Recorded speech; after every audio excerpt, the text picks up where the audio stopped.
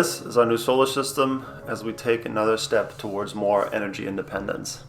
I wanted to do a whole episode on this, but first of all, the construction crew didn't want me filming them, and you can draw your own conclusions for why that might be.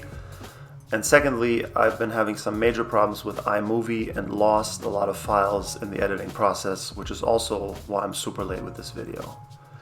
The system is not connected yet. You can see here the site of a transformer upgrade that we're still waiting for.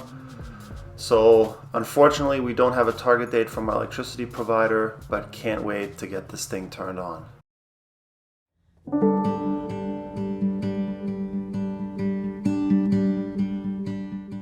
As I turn my attention to the shed once again, there's basically one thing between me and actually scheduling an inspection with the city, and those are the footers. Part of the original building permit was a requirement that these concrete footers had to be 4 feet below the ground level.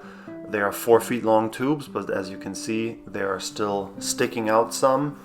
So the next step is to bring in a bunch more fill to raise the grade to a level where they are covered or almost covered in dirt.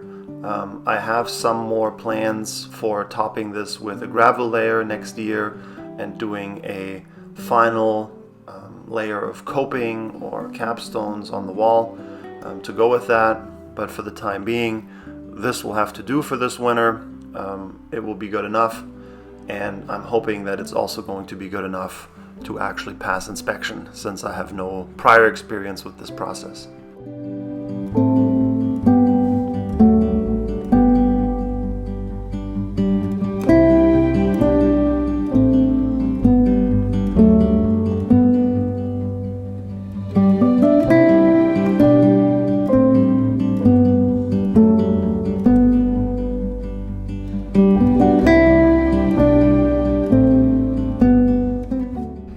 Once the solar system is actually hooked up, we're planning on upgrading to an electric water heater. The way our setup currently works is that the wood boiler provides both heat and hot water to the house.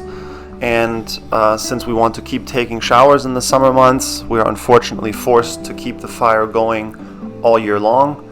So once we upgrade to an electric water heater, this will go away, and we'll be able to shut the boiler down for several months in the summer, which is not only gonna be less work for me, but also is going to help with our annual overall wood consumption.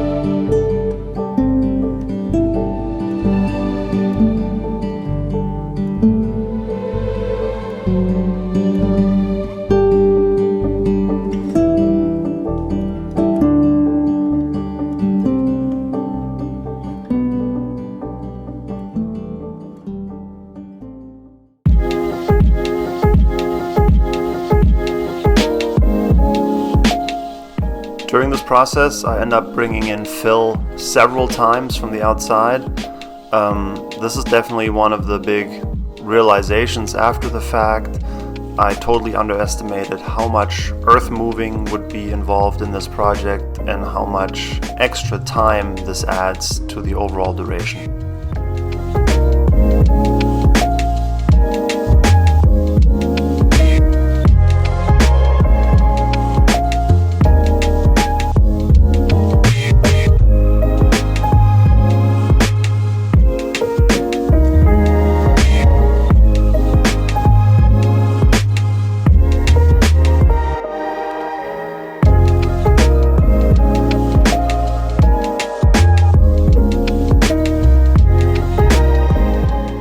Lastly, I installed this 2x4 because I'm planning on closing this opening with a window of sorts with some plexiglass panels that I still have.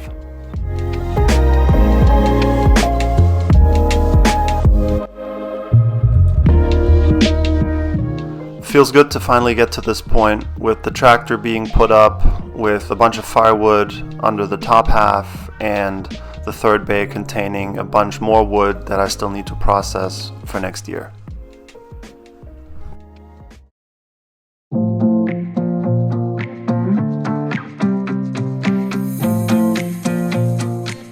Really have become a huge fan of the wood boiler this year. There's still a ton to learn for me, but I'm now at the point where I basically have to do my first annual maintenance routine on this thing.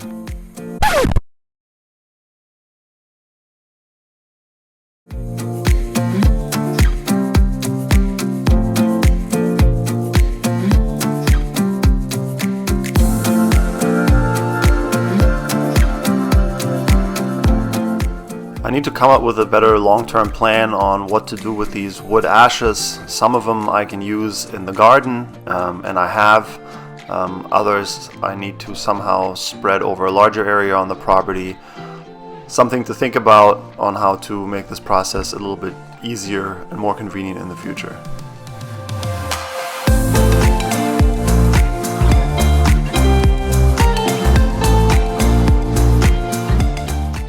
So this is the inside of the firebox where the fire is actually burning.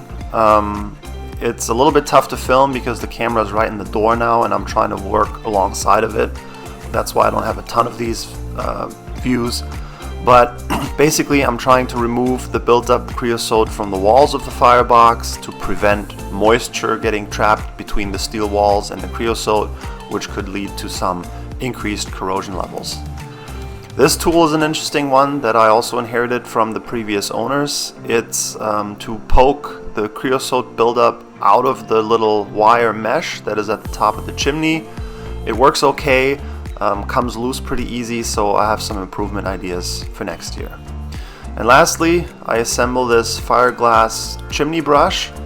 Not something I've ever done, but I guess now I can also add chimney sweep to my LinkedIn bio.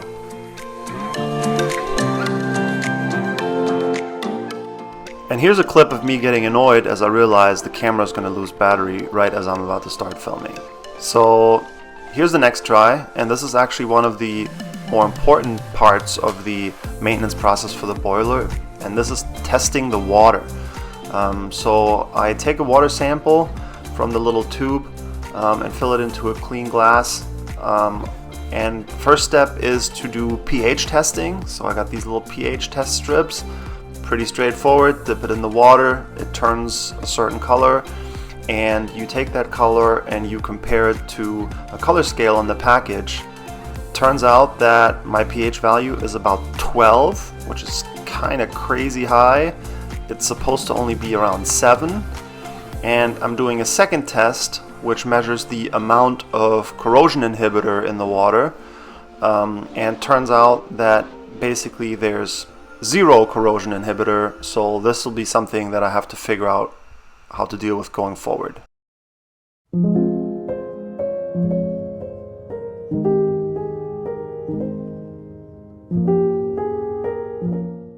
And as fall has turned to winter over the last couple of years, I'm getting really excited about getting into forestry. It's something that I've been trying to educate myself on a lot. So with these upcoming weeks of firewood season, I'm excited to try some things out and talk about them in the process. See you guys next time.